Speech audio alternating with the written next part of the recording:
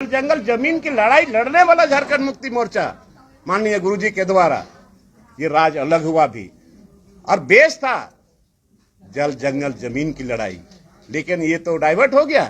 अब बताइए, यही है मनसुख माननीय मुख्यमंत्री बोलने वाला कि स्मार्ट विलेज बनाएंगे आदिवासी की जमीन पर। अभी आदिवासी की जमीन पर स्मार्ट सिटी बन रहा है।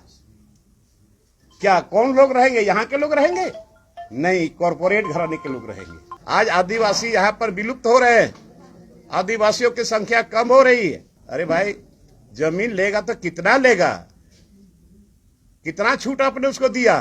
आज इस 23 साल के अंदर में इतने मुख्यमंत्री बने, आदिवासी मुख्यमंत्री, इसको स्टडी क्यों नहीं किया कि आज ये अधिसूचित क्षेत्र क्यों बना, किसके लिए बना? कि आज तक एक आदिवासी जो आप पर विश्वास जताया था कि आप यहाँ पर अधिसूचित क्षेत्र को भी आपने पहचानने का काम नहीं किया, और अधिसूचित क्षेत्र में जो एक्ट है उसको लागू करने का भी काम इस सरकार ने भी नहीं किया। आज तक वैकेंसी नहीं निकाला। मैं बता रहा हूं कि 3.5 लाख से ज्यादा वैकेंसी हर डिपार्टमेंट में पड़ा हुआ है, हर डिपार्टमेंट में वैकेंसी है, लेकिन वैकेंसी क्यों नहीं निकाल रहा? आज यहाँ के छात्र और छात्राओं, यहाँ इन लोगों ने 2-2 दिन तक झारखंड बंद किया, उसका कोई असर नहीं पड़ा। और आज हम सरकार में हैं, तो क्या हम सरकार में रह करके यहाँ के जनताओं की आवाज को हम नहीं उठाएं? क्या यहाँ की जल जंगल जमीन की लड़ाई के लड़ने के लिए हम क्या चुपचाप बैठे रहे? तो जांच हो ना, ये तो सरकार का काम है ना, लॉबी नंबर का काम नहीं है। ये राज्य अलग हुए 23 साल अब गुजरने वाला है, 23 साल, और 23 सालों में करीब करीब सभी के सभी, एक माननीय रघुवर दास जी को छोड़ करके सभी के सभी आदिवासी ही मुख्यमंत्री बने, और करीब करीब मंत्री भी आदिवासी ही बने। लेकिन इस राज्य का आज तक क्या दुर्गति है, आज यहाँ के रहने वाले लोगों को समझ में आ रहा है। तो ये 23 साल होने के बाद भी अगर यहाँ के लोगों का अगर जमीन नहीं बची, यहाँ का CNT एक्ट नहीं बची, यहाँ का SPT एक्ट नहीं बचे, यहाँ पी पैसा एक्ट लागू नहीं हो, यहाँ स्थानीय नीति अभी तक बना नहीं, और यहाँ नियोजन नीति भी नहीं। सीधी सीधी बात है। आज यहाँ के लोगों के लिए राज्य अलग हुआ। और दूसरी बात, ये अधिसूचित क्षेत्र आखिर क्यों बना? अधिसूचित क्षेत्र क्यों बना? वो अंग्रेज के टाइम में, और किसके लिए बना अधिसूचित क्षेत्र? ये समझने वाली बात है। तो ये 23 सालों में भी इस राज्य का जो अधिसूचित क्षेत्र है, न वहां के लोगों को अधिकार मिला, न वहां के लोगों के लिए जमीन बचा। जमीन तो अभी भी लूटा रहा है,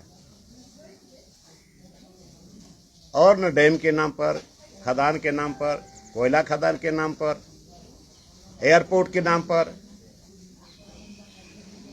तो आज तक यहाँ के लोगों को न वो कंपनी में 50% शेयर रखा गया।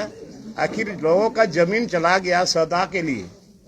इस देश के लिए लोगों ने जमीन त्याग दिया, खुशी खुशी जमीन दिया। ज्यादा से ज्यादा थोड़ा बहुत कंपनसेशन मिला और नौकरी मिली होगी, बहुत जगह तो नौकरी भी धनबाद में नहीं मिला। तो आखिर उनके वंशज, उसके परिवार अभी कहाँ हैं? अभी ढूंढने से भी पता नहीं चलेगा। आखिर ये सरकार का काम है, सर्वे कराए। आज आदिवासी यहाँ पर विलुप्त हो रहे हैं, आदिवासियों की संख्या कम हो रही है। आज यहाँ TSC के बैठक में लोगों ने निर्णय लिया कि आदिवासी उसी थाने के अंतर्गत। अरे भाई, जमीन लेगा तो कितना लेगा? कितना छूट आपने उसको दिया? ठीक है, आदिवासी उस गांव का, उस थाने के अंतर्गत आते हैं, तो उसको घर बनाने के लिए है ना, 5 डिस्ट्रिक्ट, 10 डिस्ट्रिक्ट, ज्यादा से ज्यादा 15 डिस्ट्रिक्ट।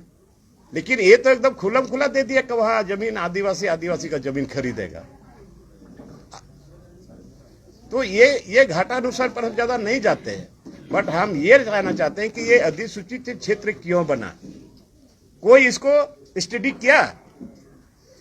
आज इस 23 साल के अंदर में इतने मुख्यमंत्री बने, आदिवासी मुख्यमंत्री, इसको स्टडी क्यों नहीं किया कि आज ये अधिसूचित क्षेत्र क्यों बना, किसके लिए बना, और अधिसूचित क्षेत्र को बचाने के लिए, वहां के लोगों को बचाने के लिए जब एसपीटी एक्ट है, सीएनटी एक्ट है, फिर ये क्यों सख्ती से लागू नहीं हुआ? तो आज ये सरकार जो टीएसी में जो निर्णय लिया, एक तरह से हम कहेंगे आईवास है, और इस पर सुधार होना चाहिए कि अगर किया है तो आदिवासी टू आदिवासी में उस तरह के अंतर्गत में 5 डिस्ट्रिक्ट 10 डिस्ट्रिक्ट 15 डिस्ट्रिक्ट से ज्यादा उसको नहीं खरीदना है, और दूसरे जगह और नहीं तो फिर वही और जगह भी जमीन खरीदना शुरू कर देगा। और ये सरकार को शर्म होनी चाहिए कि आज तक एक आदिवासी जो आप पर विश्वास जताया था कि आप यहाँ पर अधिसूचित क्षेत्र को भी आपने पहचानने का काम नहीं किया, और अधिसूचित क्षेत्र में जो एक्ट है उसको लागू करने का भी काम इस सरकार ने भी नहीं किया। और आज हम इस बात को उठा रहे हैं, सदन के अंदर में भी उठाते हैं, सदन के बाहर भी उठाते हैं, लेकिन कोई असर नहीं हो रहा है। और इसीलिए हमने लोगों को जगाने का काम अब हम शुरू कर दिए हैं, और आने वाले समय में इस सरकार को बहुत बड़ा खामियाजा भुगतना पड़ेगा। लोगों को जगाने के लिए क्या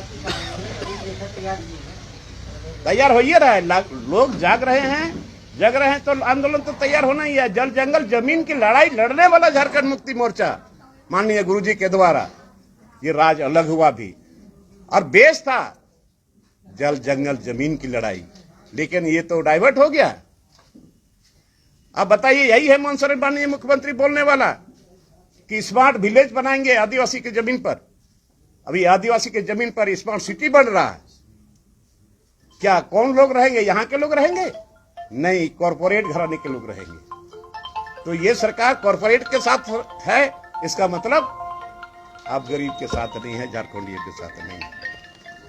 तो इसलिए हम बार बार इस बात को बोलते हैं, और इन्होंने आज तक इसको संज्ञान में नहीं लिया, और अब समय भी नहीं है, समय भी नहीं है। आज तक वैकेंसी नहीं निकाला।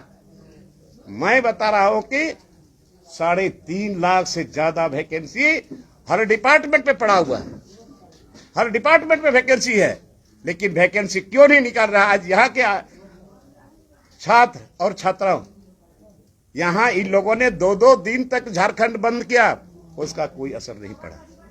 आखिर लोग जनतांत्रिक तरीके से लोग लड़ाई लड़ रहे हैं, लेकिन फिर भी सरकार चुपचाप बैठी हुई है। तो जिस दिन आंदोलन का बड़ा रूप लेगा, अब समय है कहां इसको? अब यह चिंता है कि टीएससी की बैठक उतना दिन से क्यों नहीं हो रहा था? टीएससी को आज तक एक भी केस टीएससी के द्वारा महामहिम राज्यपाल के पास नहीं गया। आखिर टीएससी को क्यों दरकिनार करके रखा गया था? अब धीरे धीरे अब नींद खुल रही है कि अब टीएससी को हम लोग को चलाना है।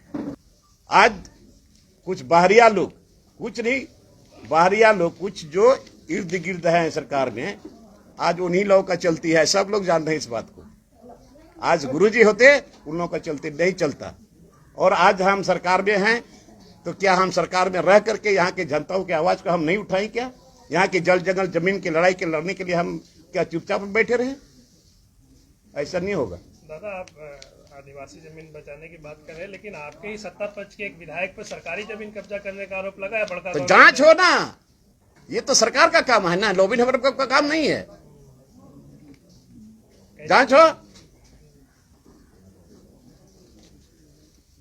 तो सरकार को जांच करनी चाहिए, सरकार को सर्वे कराना चाहिए। यहाँ के आदिवासी, यहाँ के ट्राइबल, जिसके जमीन पर कोयला है, अबरक है, तांबा है, यूरेनियम है, तो आज जितने लोग उजड़ गए हैं, कहाँ चले गए हैं, कहाँ हेरा गए हैं, कौन उसको खोजेगा, है कि नहीं है, और किस स्थिति परिस्थिति में है, किसको कंपनसेशन मिला, किसको नौकरी नहीं मिली। और हम तो चाहते हैं कि अब मेरा ये आंदोलन चलेगा, जहां जहां भी कोल माइंस, जहां भी किसी तरह का खदान चलेगा, चाहे किसी भी तरह का हो, सरकारी हो गैर सरकारी हो, तो वहां जब तक आदिवासी को 50% शेयरदारी नहीं रखा जाएगा, जमीन नहीं मिलेगा।